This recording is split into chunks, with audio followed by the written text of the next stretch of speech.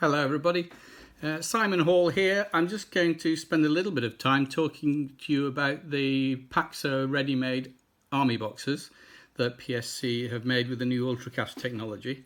So I'm going to just walk you through what to do when you get a bag of these out of a box and are trying to figure out what to do if you've never done it before. And hopefully you'll end up with something looking rather lovely. These are some of my own Sassanids. They are Lurkia figures on which the actual PSC Sassanids are based. So you'll recognise some of them, you'll recognise the shields. They come out really, really lovely. And I've started seeing painted versions of the PSC figures coming up that actually look just as good as these, which is fantastic. I'll give you a little close-up of a few bits. There's an elephant in all its glory, all based up. So in terms of basing generally, we put elephants and artillery and chariots on these sorts of bases, which are 40mm square pieces, this size. So that's a 40mm one there, blank. We also generally put generals on those, so this is a general done that way. Yeah, you can see in there. So generals there as well. If you want to show them as being different, you want to, there's nothing to stop you putting them on a circular base. Doesn't affect the game at all. It's perfectly fine. Cavalry, we put on a 40 by 30. So there you go. There's a cavalry one done. So we'll have that one there. Let's say put that one at the end. And infantry, we recommend for everything that we put them on 40 by 20s. So whether they're skirmish infantry, which these are, these slingers here, or whether they're close order infantry, which are these levy that we have here. So they go on that size base. In truth, the only thing that really matters is the frontage, because the whole game is based on base widths. And actually, if you wanted to play with different base widths to these between yourselves, by all means do so. It doesn't affect the game at all. Depths don't matter terribly much. Some people have these already based on 15s. It's fine, doesn't make any difference. Sometimes you'll find figures won't actually fit, so some of my chariots have to go on a longer base, a 50 or a 60, just because they won't actually fit on a 40mm base. And these days, even some of the cavalry might need to go on a 40 by 40. Once you've got some of these, the basing principles are pretty straightforward. It's a single elephant or artillery piece or chariot on the base. And then it depends on the formation you're in. If you're in skirmish formation, it's 2. So you'll see these two are both in 2s. If you're in loose order, it's a 3. And if you're close order, you won't be surprised. It's pretty easy to predict. They go in 4s. And then generals, people have all sorts of ways of telling them apart and what grade they are. Some people use a system of having the number of figures on the base. Some people put a little edging around it. Some clever people have come up with even the idea of having a little hole for a dice there, so they can put a dice number telling you how many cards they get. That's rather clever. I'm actually going to give that a go. So that will be quite interesting. So a little dice at the back there, say, within the way they base them up. But essentially they go on these square or circular bases with a couple of figures up to 5 if you want to really show off a legendary general, put some attendants and servants there.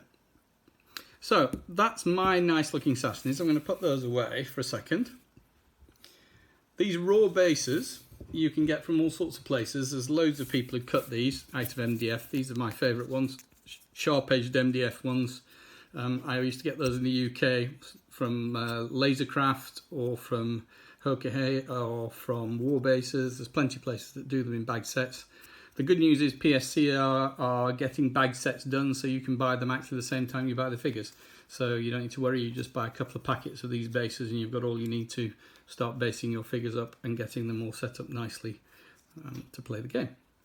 So let's have a look at a Sassanid set. Now this is not a production set, I have to admit. I live in South Africa, so those of you who've already got figures and already got a set of the compendium rules, think yourself lucky, because I invented this game and I haven't got a copy of the compendium box set yet. I'm still waiting. It's somewhere in the courier service. And the same with my actual box figures. These are pre-production ones, so they're not quite as good as the eventual ones. But let's just tip it out, and I'm going to work through the army, which I've got on the other side of here. So that's the army that's online as the army to use. And I'll insert it into this video for a few seconds for you to have a look at it. So let's just have a see what we got. Okay, So the first thing you're going to find in your box, because they're very easy to find, is you've got 2 elephants. So these elephants are ready to go. They've got crew members on these, and they're set up so that you can change the way the Mahou faces. So he's flexible. You can actually stick him sitting to the side or the other side.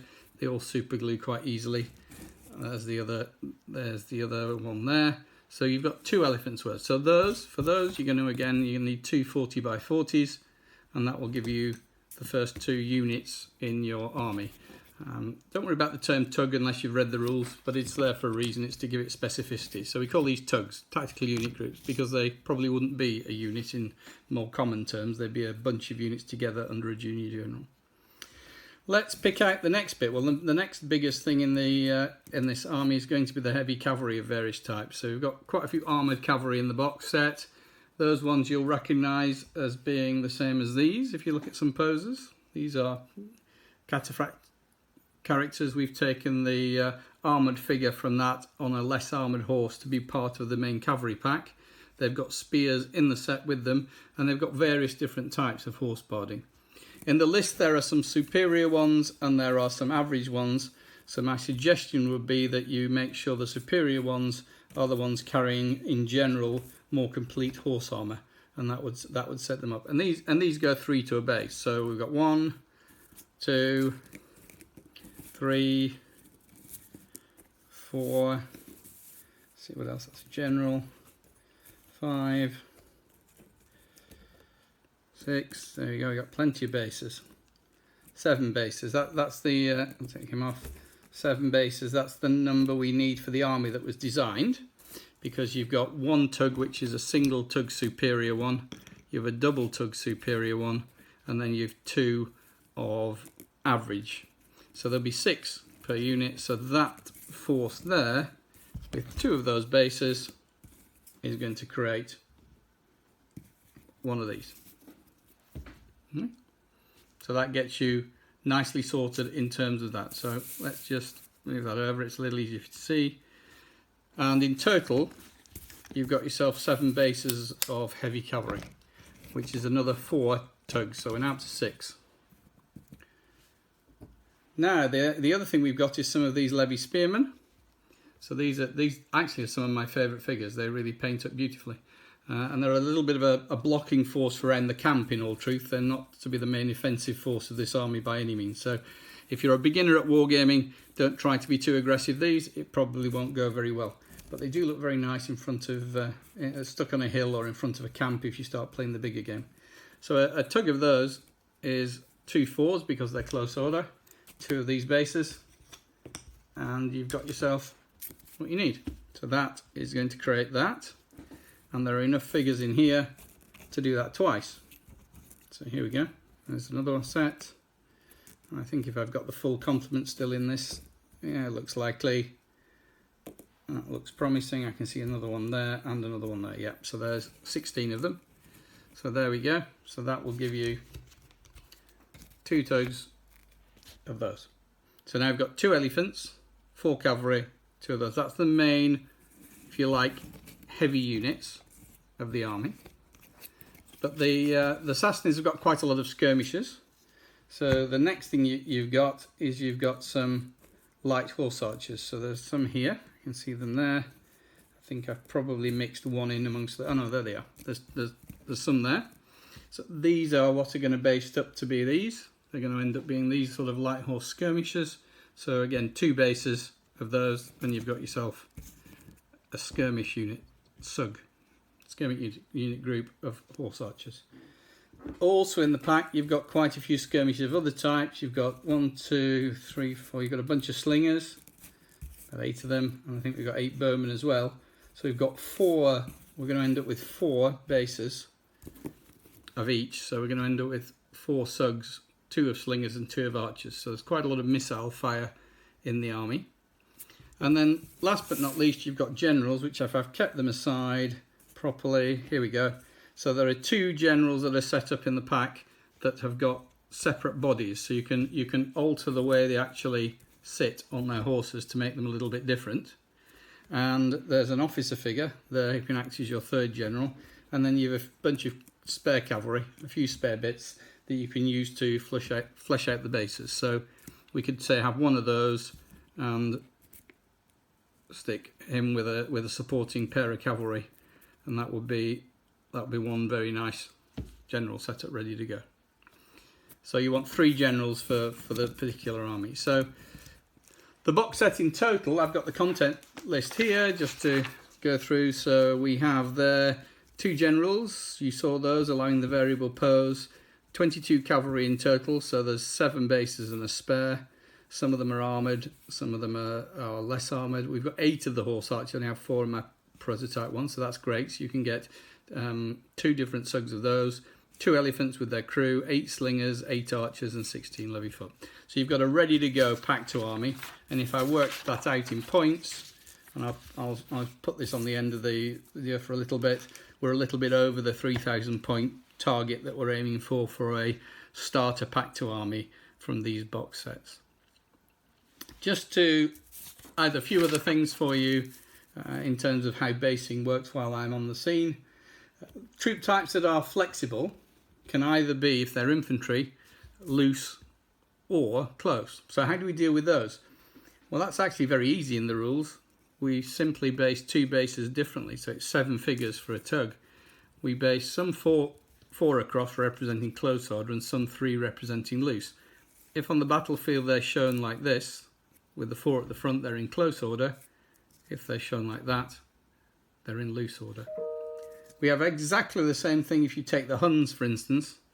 For their cavalry, they like operating as skirmishers a lot, they're flexible cavalry, so if they're set up like that, with the skirmisher base at the front, they're in skirmish.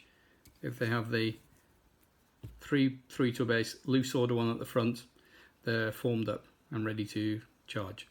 So that's how we deal with the different types of basing for flexibles as well. And last but not least, close order cavalry, same principle, on the same base, 4. These are fully armoured cataphracts. And what PSC are doing is they're providing extension pouches for each of these armies, and quite a few of them are online now. So if you've got your basic Sassanid army up and running, you can buy some cataphracts and add a couple of bases of these to your force. They're actually quite powerful, fully armoured cataphracts designed to compete with enemy bowfire. So they're a very useful thing to add. And you can actually get, as we've got there, we can get 4 to a base, and they look quite lovely. I hope that's given you some insight into how basing works for Meg if you use the standard version. If you've already got figures and you're watching this, don't worry, you can use whatever basing system you've got. There's another video coming shortly where I'm going to show you how to play Meg with all sorts of different basing systems.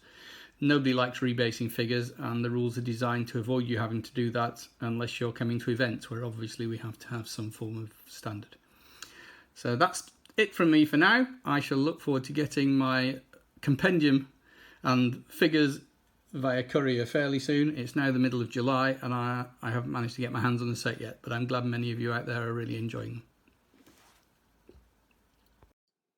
So here is the ready-made pack to army that I put together. It's got 8 tugs and 6 sugs and 3 generals. You can make that out of a single pack tow box set.